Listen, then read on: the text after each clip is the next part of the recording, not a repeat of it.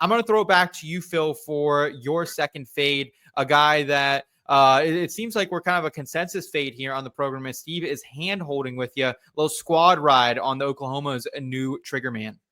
Yeah, so, like, look, first things first, I like John Mateer. If there is a guy you want to watch on Saturday, so if there's anybody watching... So fun.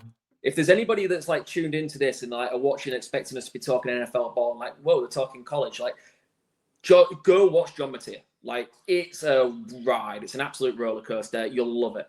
But what I don't want right now is he's such a wild card with such a wide variety of potential outcomes when you consider him stepping up to the SEC and stepping up to Oklahoma, that I don't want to pay that capital for what's going to end up being my QB1 for a guy who is absolute feast or famine.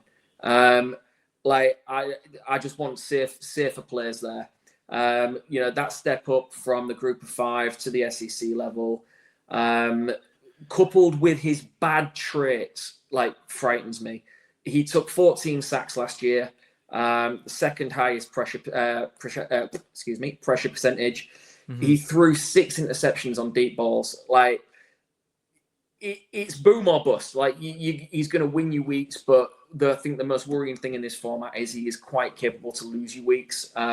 So he went 304 straight after Jonah Coleman in the Vegas draft, and that for me is just too high given the potential liability. Yeah, Steve, like, I love John Mateer too, and like, we know this is a guy who was really high in points per game last season in Tadpole Bowl scoring. But I mean, the issue Phil pointed out, man, like, there were some huge games last year. The schedule was much softer when he was playing up there in the Pac-2, I guess we were calling it. But like, now it just feels like, well, I do expect Oklahoma to be better. It's a really tough schedule for these guys, one of the toughest in the entire SEC, if not the country. And he's going to have his hands full because we don't know what the wide receiver position is going to be like after all of them got hurt last year.